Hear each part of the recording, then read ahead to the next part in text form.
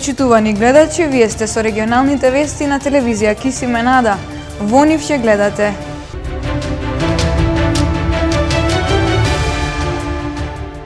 посторијата на телевизија Кисименада за семејството Стрезовски од Тетово, институциите и хуманите граѓани покажаа интерес за да им помогнат.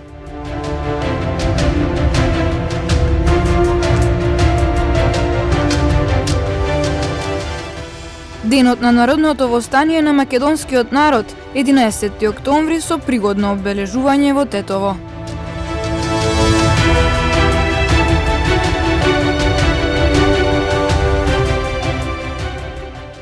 Сдруженијето Хрватски форум одбележа 1 година од своето постоење.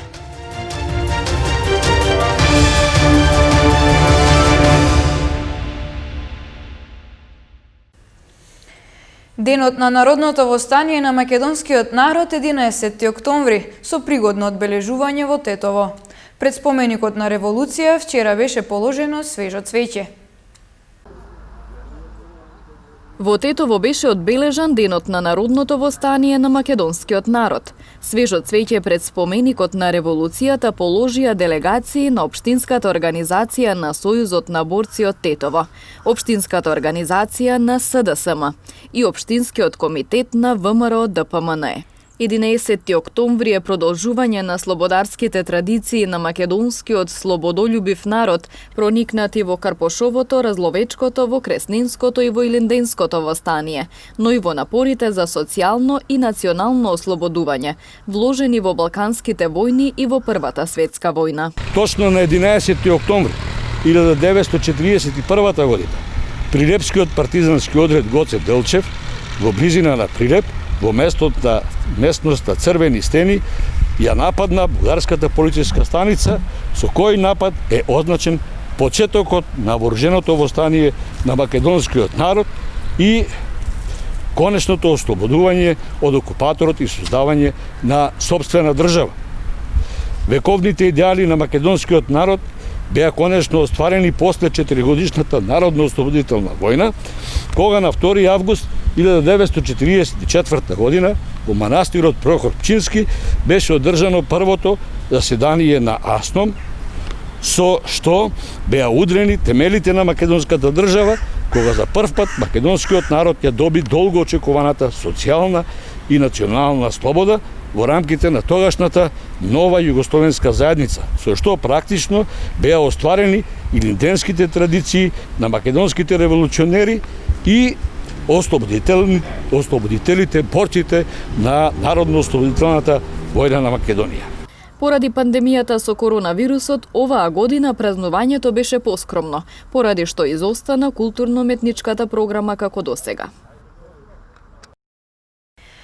Посторијата на телевизија Кисименада за семејството Стрезовски од Тетово, институциите покажаа интерес за да им помогнат. Од Центарот за социјални работи им ветиле паричен надоместок за децата и можност за добивање социјален стан, но Стрезовски најголема помош добија од хуманите граѓани. Не пречека на влезот на нивната трошна куќа за да ни ги каже убавите вести. Злате Стрезовски од Тетово вели дека се уште постојат хумани луѓе, кои му помогнаа во периодот кога му беше најтешко. Откако ја објавивме сторијата за неговото семејство, веднаш ги посетила екипа од Центарот за социјални работи. Благодарение на нивни сограѓанин, децата сега можат да следат настава на компјутерот кој досега беше нефункционален, а добиле ветување и за 2 лаптоп компјутери. Луѓе од повеќе градови се јавиле за да им помогнат во храна и пари. Откако беше објавено видеото, се јавија од социјални грижи, дојдоја на увид. И ми рекоа дека следува детски додаток за децата, сите деца во школа што ми одат. И дека ми следува социјален стан, ама станот треба да се прати во општина. Кога и како што има огласи да се подадат документите. И се јавија многу луѓе за помош, дури и стариот недотрен компјутер ми го средија, го направи да може да се користи. И се јавија за некои луѓе сака да ми донираат пари, и отворив регистрационна сметка отворив. Стрезовски е благодарен на сите кои што му помогна, иако вели дека ова не е долгорочно решение. Сепак е разочаран од фактот што мораше да побара помош преку медиумите, наместо државата да се грижи за нив, како и за семејствата како неговото. Јас сум одел во социјални грижи, ми вика дека не следува. Сега, од кога се јавим телевизија, следува се. Ја немам да разберем ситуацијава. Зарем требаше да се појави на телевизија да се осети државата дека има вакви случаи. Стрезовски остануваат да живеат во куќата под наем, со надеж дека еден ден ќе имаат сопствен кров над глава и дека 4 деца ќе имаат достојни услови за живот и образование. Бројот на заболени во Тетово расте, болниците преполни, за властите состојбата не била сериозна. Со речиси секојдневни двоцифрени бројки на ново заразени, состојбата во Тетовско со коронавирусот станува сериозна. Во моментов има над 200 активни случаи. Најголем проблем е крејењето на контакти, избегнување на тестирање дури и кога пациентите имаат симптоми, лечење дома на своја рака, непочитување на самоизолацијата. Вирусот се шири насекаде, а ако продолжи игнорирањето на мерките, ќе станува се полошо, велат епидемиолозите. Значи има и контакт на потврдени новозаразени. Значи не може више да се разговара за кластери, затоа што секој е потенцијален заразен. Се среќаваме значи со заболени пациенти кои не сакаат да ги кажат контактите. Значи работиме на тоа да ги ставиме сите контакти во самоизолација. По најавите за нови мерки, тетовци се поделени. За едни сето ова е задоцнето, други сметаат дека треба да биде и построго. Некои пак и после толку месеци не веруваат дека вирусот постои. Не постои. Никад у живот. Вирус не, али у глоб од Америка до овде, тоа е велика политика. А грип е било стално. За луѓето може и треба и уште повеќе да биде построго, затоа што не се послушни. Требаше да се спречи тоа од време. Не да се пушти ваучери по одмори, по дискотеки, ваму, таму. Тоа е нормално. Тоа е моје мислење. Тоа е погрешно водење на политиката на комисијата, уствари. И додека бројките растат, болниците се полнат, лекарите алармираат. Локалните власти ги нема никаде. Кризен штаб немало одржано уште од 5 август. Во општината ова го правдаат со тоа што периодов според нив имало поголем број на оздравени од заболени и состојбата не била сериозна. Нема голема разлика помеѓу симптомите на грип и COVID-19, велат експертите. Пациентите со симптоми мора да направат анализи за да се утврди за кој вирус станува збор. Течење, нос, кивање повеќе е за грип него за COVID. COVID иде со тешко дишење, со малаксалост. Ама иде тоа и грипот така. Така да дефинитивно е тешко. Не можете резка граница да ставите меѓу симптомите, меѓу едната и другата. Затоа се прават и анкети епидемиолошки, па дали имал ризичен контакт, бил негде кај што човек е позитивен, па не знаел и така натака. Или едноставно не можете да знаете ни грипот од кај го закачил, нити ковидов, со сигурност. Сигурно дава само лабораторискиот доказ. Просек негде 2000 теста се прават на ден во држава. Кога почнавме, ако се сеќавате, кога крај на февруар, кога се појави првиот 26 февруар, не се појави првиот случај, тогаш имавме на располагање само една лабораторија во Институтот за јавно здравје и беа стварно оптеретени.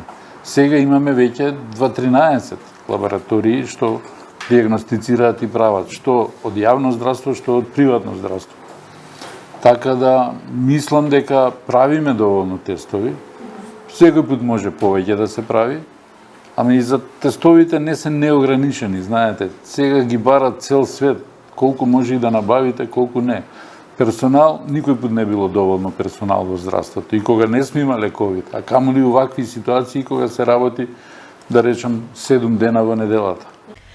Кон крајот на градежната сезона на подрачјето на Гостивар се изведуваат работи за асфалтирање и уредување на повеќе локации. И во време на пандемија успеавме да инвестираме во подобри услови за граѓаните, вели градоначалникот Арбен Таравари.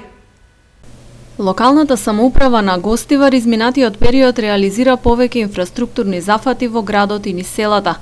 Се работи на доизградба на канализационата мрежа во Чеграни и Чајле. реновирање на основното училиште во Балиндол, поставување на ново јавно осветлување во Здуње и Тумчевиште и така натаму. И во време на пандемија успеваме да инвестираме во подобри услови за граѓаните, вели градоначалникот Арбен Таравари. Асфалтирање низ градот, тие патишта што беа во програмата предвидени, програмата што се изгласа во Советот на општината. Паркови, гледате, веќе имаме скоро секое село има свој парк. Сега ги промовиравме во Балиндол и во Горно Чајле или Старо Чајле и таму нов парк со детски игралишта, со нови клупи. Гледате, спортско-рекреативниот центар се работи во Кејот Вардар, ќе биде една од најдобрите во Македонија. Во оваа криза, со толку малку приходи, со сите тие обструкции и пречки и со ниедна инвестиција од централната власт, ја мислам дека не сме лоши. Во градот на улицата Јастре Здравковски во населба Саат Мало во теке поплочување на 650 квадратни метри нови тротоари. На улицата 104 по асфалтирањето се инсталира ново јавно осветлување. На улица Балиндолска изградена е канализација во должина од над 600 метри, а деновиве со бекатонки се поплочуваат 5 краци со вкупна површина од 1000 метри квадратни. Според податоците на општинската власт во Гостивар во текот на изминатите 3 години, инфраструктурните инвестиции достигнале вредност од 6 милиони евра. Невладината организација Хрватски форум од Тетово денес одбележува 1 година од своето постоење. По тој повод со почитување на мерките за заштита организацијата одржа пресконференција. Ако се навратиме назад на иницијатива на 10 млади тука во Тетово, основачи денеска Хрватскиот форум е една единствена организација од таков тип, која што работи на подрачјето на македонско-хрватските односи, на ширењето и распространувањето на македонската и хрватската култура тука во Македонија и во Хрватска и вмрежувањето на младите од Македонија и од Хрватска. Изминатиот период навистина реализиравме голем број на активности. Најголемиот број на активности беа спроведени токму тука на територијата на општина Тетово. Можеме да се пофалиме, односно да кажеме дека денеска како Хрватски форум имаме локални клубови во 6 градови, така да и активностите кои што до сега ги спроведувавме беа воглавно во овие градови. За нас имаме наистина голем број на активности од различен тип, од различен формат, нормално колку што во последниот период ни дозволи корона кризата. Од тука можам да го најавам и оној роденденски месец кој што започнува денеска. За жал конкретно не можеме да кажеме во поглед на секојдневните промени кои што настануваат со корона кризата, но можам да кажам дека навремено ќе известиме во поглед на оние сите планирани и предвидени активности како овој месец, така и наредните месеци. Се трудевме активностите да ги пренесеме онлайн, односно да бидеме активни на социјалните мрежи, на нашиот вебсайт, на нашиот блог и така натаму. Периодов известувавме и го следевме преседавањето на Хрватска со Европската унија, што лично сметаме дека навистина представува еден значаен период, особено за македонската европска перспектива. Во поглед на меѓународната соработка остваривме навистина голема соработка со невладини организации, со институции како од Хрватска, така и од соседството, и што искрено се надеваме дека во периодот кој што ни предстои ќе ја интензивираме таа соработка. Тука можам исто така да најавам некои клучни точки на кои што ќе работиме периодот кој што ни предстои. Тоа е воспоставување на соработка со македонските и хрватските универзитети, како што спомна и колешката, зајакнување на веќе воспоставената економска и културна соработка помеѓу Македонија и Хрватска, како и да продолжиме да го шириме нашиот Хрватски форум во уште повеќе градови во Македонија и со уште поголема бројка на учесници од Македонија и од Хрватска. Во следните 3 дена ќе се одржат јавни расправи во општина Тетово, Гостивар, Теарце и Врапчиште, на кои ќе се дискутира за нацрт законот за прогласување на делот Шарпланина за национален парк. Општините Тетово, Гостивар, Теарце и Врапчиште во соработка со Министерството за животна средина и просторно планирање организираат јавни расправи за нацрт законот за прогласување на делот Шарпланина за заштитено подрачје. Најавени се расправи во Тетово, која ќе се одржи утре во просторите на Државниот универзитет. Потоа во среда ќе се реализира расправа во гостивар во салата на Советот на општината, како и во спортската сала во Врапчиште во 18 часот и 30 минути, додека во четврток ќе се заокружи овој процес со јавна расправа во спортската сала во Теарце со почеток во 18 часот. Сакаме што поскоро овој процес да заврши, но според нашиот план се надеваме по јавните расправи што ќе ги имаат чинители Министерствата за екологија, од Скопје и владиниот закон. После тоа ќе следува делот каде ќе влегува во собраниска процедура. Се надеваме во најскор рок, некаде крајот ноември, почетокот декември, законот да биде поставен во собраниска процедура. Нацрт законот е објавен на единствениот национален електронски регистар на прописи во Република Северна Македонија и на веб страната на Министерството за животна средина и просторно планирање.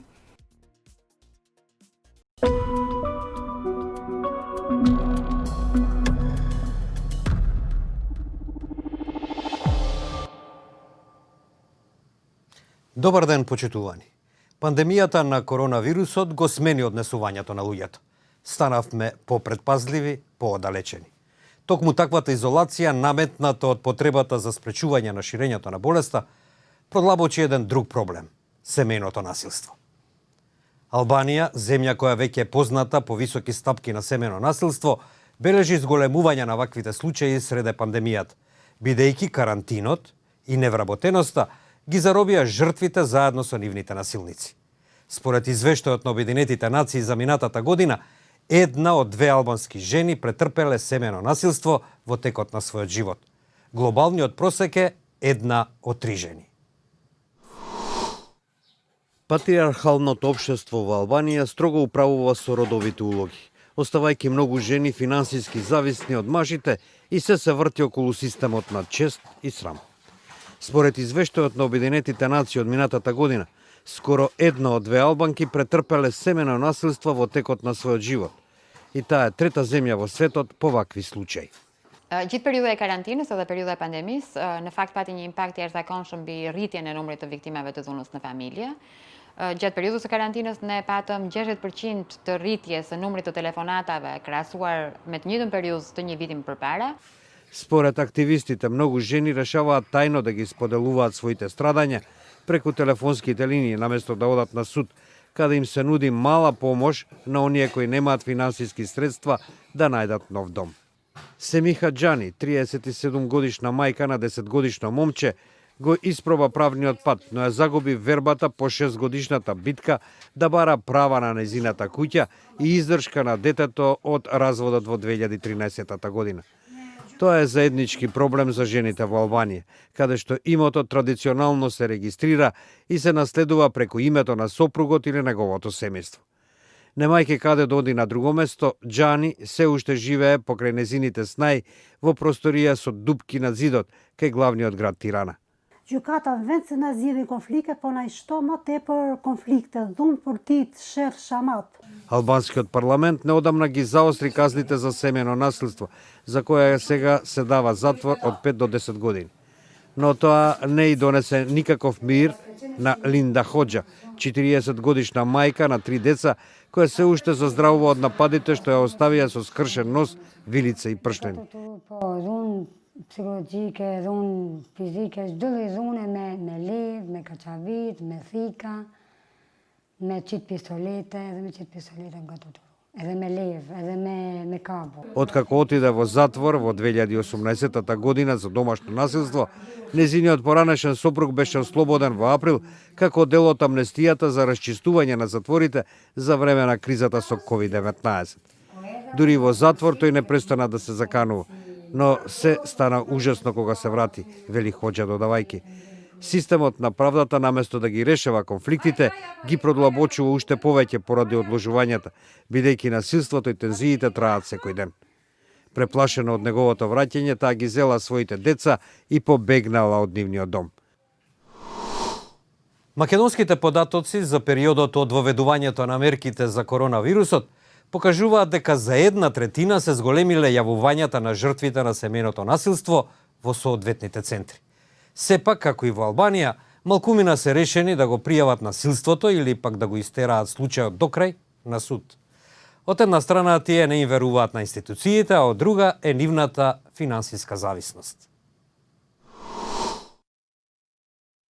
За 1/3 се зголемил бројот на пријави за семејно насилство по прогласувањето на вонредната состојба и воведувањето на полициски час поради пандемијата на коронавирус, велат во кризниот центар Надеж.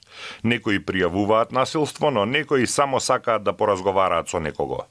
Закони има невладини организации кои нудат помош, шелтер центри и државни институции задолжени за проблемот, но мал број од жртвите го пријавуваат насилството, а уште помал број ја истеруваат процедурата до крај, со кривични пријави и напуштање на насилникот. Жртвите на семејно насилство најчесто се жени, а насилници нивните сопрузи или партнери. Многу често жртвите тешко излегуваат од тој магичен круг на насилство. Пријавуваат, го напуштаат насилниот партнер, но потоа се враќаат, па извесно време се е вред, па потоа насилството повторно почнува. Главни причини за тоа се недовербата во институциите и стравот од сиромаштија.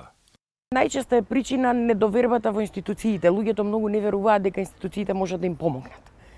Мислат дека полицијата не може ништо да направи, мислат дека центрите не можат ништо да направат, иако законски навистина имаат секаква можна заштита.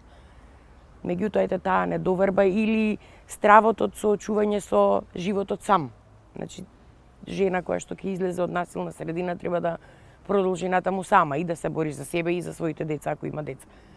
И тоа е ете така најчеста причина што се враќаат назад, повторно им се случува истото и така некој круг додека веројатно не им пукне филм што се вели.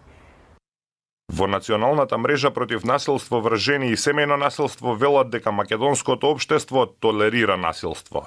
Наставните содржини се полни со родови стереотипи и дискриминација кои потоа се пресликуваат на целото општество, вели правната советничка Росана Богатинова.